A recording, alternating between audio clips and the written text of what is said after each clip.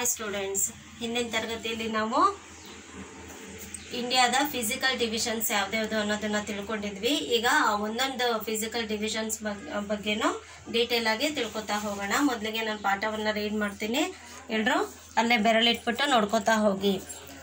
Page number 16. The Northern Mountains.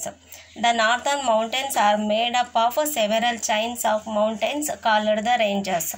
The Himalayan ranges stretch from Jammu and Kashmir and Ladakh in the north to Arunachal Pradesh in the east. The high Himalayan peaks remain covered with ice throughout the year. The highest peak in world, Mount Everest, is in the Himalayas. The melting snow on these mountains gives rise to many great rivers such as the Ganga, the Yamuna, and so on. The lower ranges of the Himalayas have lush green valleys and thick forests.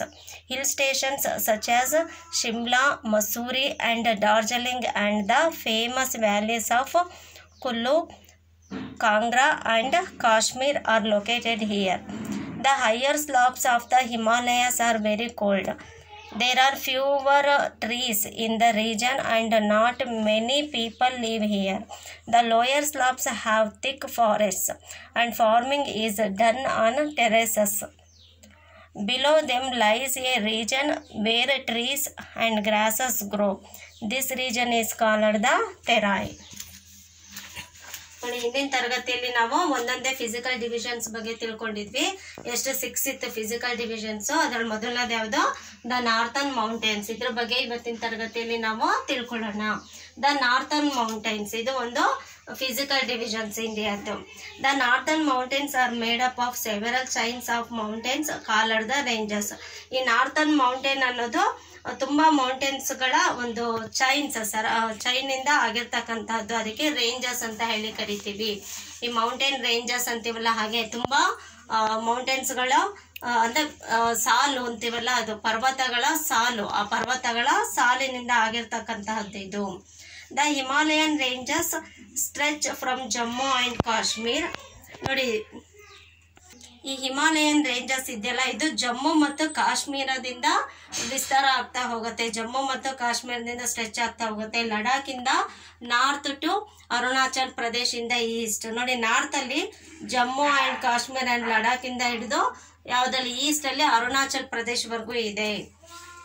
The high Himalayan peaks remain covered with ice through out the year. ಇಲ್ಲಿ high Himalayan peaks ಏನಾಗಿರುತ್ತೆ, Himalayan peaks height ಅಲ್ಲಿ ಇರ್ತಕ್ಕಂಥ ಈ peak ಅಲ್ಲಿ ಏನಂತ ಹೇಳಿದ್ರೆ ಯಾವಾಗ್ಲೂ ಇಡೀ ವರ್ಷ ಐಸ್ ಇಂದ ಕವರ್ ಆಗಿರುತ್ತೆ ಹಿಮಾಲಯನ್ ರೇಂಜಸ್. ನೋಡಿ, ನಾನು ತೋರಿಸಿದ್ದೇನೆ ಹಿಮಾಲಯನ್ ನಾರ್ತನ್ ಹಿಮಾಲಯನ್ ರೇಂಜಸ್ ಎಲ್ಲಿಂದ ಎಲ್ಲಿವರೆಗೂ ಇರುತ್ತೆ ಅಂತ. ನೋಡಿ, ಇಲ್ಲಿಂದ ಇದಿಷ್ಟು ಇದೇನು ಕಲರ್ ಬಂದಿದೆಯಲ್ಲ, ಇದಿಷ್ಟು ಏನು northern Himalayan ranges.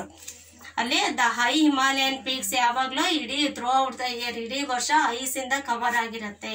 The highest peak in the world, Mount Everest, is in the Himalayas. ಹಿಮಾಲಯದ ಮೌಂಟ್ ಎವರೆಸ್ಟ್ ಇದೆಯಲ್ಲ, ಅದು ಇಡೀ ವರ್ಲ್ಡ್ ಅಲ್ಲೇ ತುಂಬಾ ಹೈಯೆಸ್ಟ್ ಆಗಿರ್ತಕ್ಕಂತಹ ಪೀಕ್ ಅಂದ್ರೆ ಶಿಖರ ಅಂತೀವಲ್ಲ ಅದು.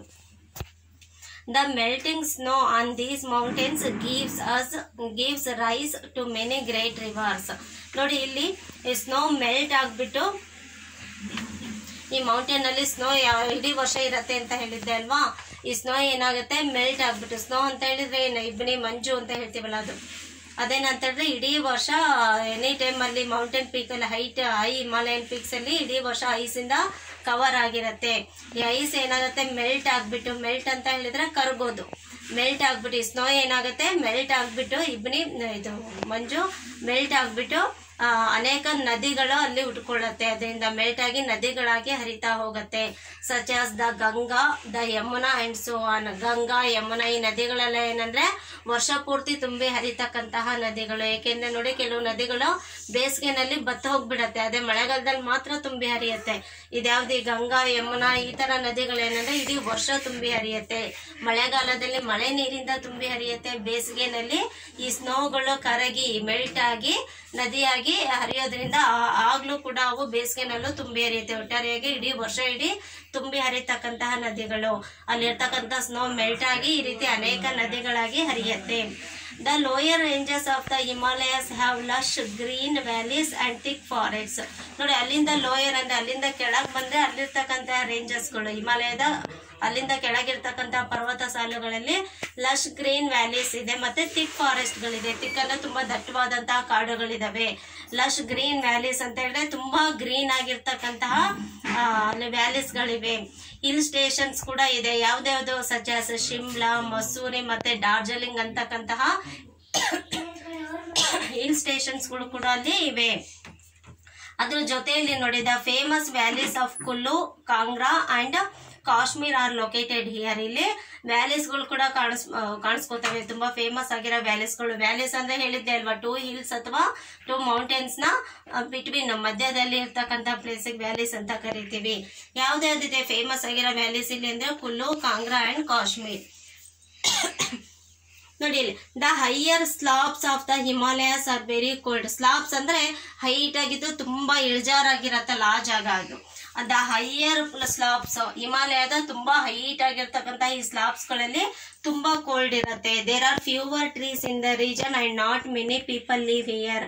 ಇಲ್ಲಿ ಎಲ್ಲ ತುಂಬಾ ಕಡಿಮೆ ಮರಗಳು ಕಾಣಿಸ್ಕೋತವೆ. ಹಾಗೆ ಇಲ್ಲಿ ಹೆಚ್ಚಿನ ಜನ ವಾಸ ಮಾಡೋದಿಲ್ಲ ಇಲ್ಲಿ. ಯಾಕೆಂದ್ರೆ ತುಂಬಾ ಹೈಟ್ ಆಗಿದ್ದು ತುಂಬಾ ಇಳಿಜಾರಿರುತ್ತೆ, ತುಂಬಾ ಜಾರ್ ಬಿದ್ದೋಗ್ಬಿಡ್ತಾರೆ ಸ್ವಲ್ಪ ಸ್ಲಿಪ್ ಆದ್ರು. ಆ ರೀತಿ ತುಂಬಾ ಸ್ಲಾಬ್ಸ್ ಆಗಿರ್ತಕ್ಕಂತಹ ಪ್ಲೇಸ್ ಅಲ್ಲಿ ಕೋಲ್ಡ್ ತುಂಬಾ ಇದೆ. ಜೊತೆನಲ್ಲಿ ಟ್ರೀಸ್ ಕೂಡ ಫ್ಯೂವರ್ ತುಂಬಾ ಕಡಿಮೆ ಇದೆ. ಮತ್ತೆ not many people live here, ಇಲ್ಲಿ ತುಂಬಾ ಜನ ವಾಸ ಮಾಡೋದಿಲ್ಲ. The lower slabs have thick forests and farming is done on terraces. ಅದೇ ಲೋಯರ್ ಸ್ಲಾಬ್ಸ್ ಸ್ವಲ್ಪ ಕೆಳಗೆ ಡೌನ್ ಅಲ್ಲಿ ಇರ್ತಕ್ಕಂತಹ ಕಡಿಮೆ ಇಳಿಜಾರಿರ್ತಕ್ಕಂತಹ ಸ್ಲಾಬ್ಸ್ ಪ್ಲೇಸ್ ಗಳಲ್ಲಿ ಥಿಕ್ ಫಾರೆಸ್ಟ್ ಇರುತ್ತೆ. ಥಿಕ್ ಅಂತ ಹೇಳಿದ್ರೆ ತುಂಬಾ ದಟ್ಟವಾದಂತಹ, ತುಂಬಾ ಮರ ಗಿಡಗಳಿರ್ತಕ್ಕಂತಹ ದಟ್ಟವಾದ ಫಾರೆಸ್ಟ್ ಇರುತ್ತೆ, ಕಾಡಿರುತ್ತೆ. ಮತ್ತೆ ಫಾರ್ಮಿಂಗ್ ಕೂಡ ಮಾಡ್ತಾರಲ್ಲಿ. ಫಾರ್ಮಿಂಗ್ ಅಂದ್ರೆ ಬೇಸಾಯ, ವ್ಯವಸಾಯ, ಬೇಕಾದ ಬೆಳೆ ಬೆಳ್ಕೊಳೋದು. ಆ ತರ ಫಾರ್ಮಿಂಗ್ ಅನ್ನ ಮಾಡ್ತಾರೆ ಅಲ್ಲಿ ಮಾಡ್ತಕ್ಕಂತ ಫಾರ್ಮಿಂಗಿಗೆ ಏನಂತಾರೆ, ಟೆರೇಸಸ್ ಅಂತ ಹೇಳಿ ಕರೀತಾರೆ. ಟೆರೇಸಸ್ ಈ ಲೋಯರ್ ಸ್ಲಾಪ್ ಅಲ್ಲಿ ಮಾಡ್ತಕ್ಕಂತ ಫಾರ್ಮಿಂಗಿಗೆ ಏನಂತ ಕರೀತಾರೆ, terraces. Below them lies a region. ಮತ್ತೆ ಈಗ ಅದಕ್ಕಿಂತನೂ ಕೆಳಗೆ ಇನ್ನೂ ಒಂದು ರೀಜನ್ ಇದೆ. ಯಾವುದು? Where trees and grasses grow. ಎಲ್ಲಿ ಮರ ಗಿಡಗಳು ಮತ್ತೆ ಗ್ರಾಸಸ್ ಹುಲ್ಲುಗಳು ಬೆಳೆಯುತ್ತಲ್ಲ ಆ ಪ್ಲೇಸ್ ಇದೇನೋ. ದ ಹೈಯರ್ ಸ್ಲಾಬ್ಸ್ ಇದೆ, ಹೈಯರ್ ಸ್ಲಾಬ್ಸ್ ನ ಕೆಳಗಡೆ ಲೋಯರ್ ಸ್ಲಾಬ್ಸ್ ಬರುತ್ತೆ. ಲೋಯರ್ ಸ್ಲಾಬ್ಸ್ ನ ಕೆಳಗಡೆ ಇನ್ನೂ ಒಂದು ರೀಜನ್ ಇದೆ, ಅಲ್ಲಿ ಗ್ರಾಸಸ್ ಟ್ರೀಸ್ ಎಲ್ಲ ಗ್ರೋ ಆಗತ್ತೆ, ಬೆಳೆಯತ್ತೆ. ಆ ಒಂದು ಪ್ಲೇಸ್ಗೆ, ಆ ಒಂದು ರೀಜನ್ಗೆ ಏನಂತ ಕರೀತಾರೆ, this region is called the Terai region ಅಂತ ಹೇಳಿ ಕರೀತಾರೆ. ಅಲ್ಲಿ ನೋಡಿ, ದ ಹೈಯರ್ ಸ್ಲಾಬ್ಸ್ ಅಲ್ಲಿ ಕೋಲ್ಡ್ ಇರುತ್ತೆ, ಅಲ್ಲಿ ಟ್ರೀಸ್ ಕಡಿಮೆ ಇರುತ್ತೆ, ಮತ್ತೆ ಪೀಪಲ್ ಜಾಸ್ತಿ ವಾಸ ಮಾಡೋದಿಲ್ಲ. ಅದೇ ಲೋಯರ್ ಸ್ಲಾಬ್ಸ್ ಅಲ್ಲಿ ಥಿಕ್ ಫಾರೆಸ್ಟ್ ಇರುತ್ತೆ, ಮತ್ತೆ ಫಾರ್ಮಿಂಗ್ ಮಾಡ್ತಾರೆ, ಜನಗಳು ಅಲ್ಲಿ ವಾಸ ಮಾಡ್ತಾರೆ. ಅಲ್ಲಿ ಲೋಯರ್ ಸ್ಲಾಬ್ಸ್ ಅಲ್ಲಿ ಮಾಡ್ತಕ್ಕಂಥ ಫಾರ್ಮಿಂಗ್ ಗೆ ಟೆರೇಸಸ್ ಅಂತೀವಿ. ಅದಕ್ಕಿಂತ ಬಿಲೋನಲ್ಲಿ ಒಂದು ರೀಜನ್ ಇದೆ, ಅಲ್ಲಿ ಮಾಡ್ತಕ್ಕಂತಹ ಆ ರೀಜನ್ಗೆ ಏನಂತ ಕರೀತಾರೆ, ತೆರಾಯಿ ಅಂತ ಹೇಳಿ ಕರೀತಾರೆ. ಅಲ್ಲಿ ಏನಂದ್ರೆ ಟ್ರೀಸ್ ಗ್ರಾಸಸ್ ಎಲ್ಲ ಬೆಳೆಯತ್ತೆ. ಆ ರೀಜನ್ಗೆ ನಾವು ತೆರಾಯಿ ಅಂತ ಹೇಳಿ ಕರಿತೀವಿ. ಇದಿಷ್ಟು ಇನ್ಫಾರ್ಮೇಶನ್ ಯಾವ್ದ್ರಿಂದ, ದ ನಾರ್ತನ್ ಮೌಂಟೇನ್ಸ್ ಇಂದು. ಇದು ಒಂದು ಫಿಸಿಕಲ್ ಫಿಸಿಕಲ್ ಡಿವಿಷನ್ ಆಫ್ ಇಂಡಿಯಾದ ಮೊದಲನೇ ಫಿಸಿಕಲ್ ಡಿವಿಷನ್ ಇದೆ. ಯಾವುದು? The northern mountains. Next class ಅಲ್ಲಿ ನಾವು 2ನೇ ಫಿಸಿಕಲ್ ಡಿವಿಷನ್ ಆದ ದ ನಾರ್ತನ್ ಪ್ಲೇನ್ಸ್ ಬಗ್ಗೆ ತಿಳ್ಕೊಳ್ಳೋಣ.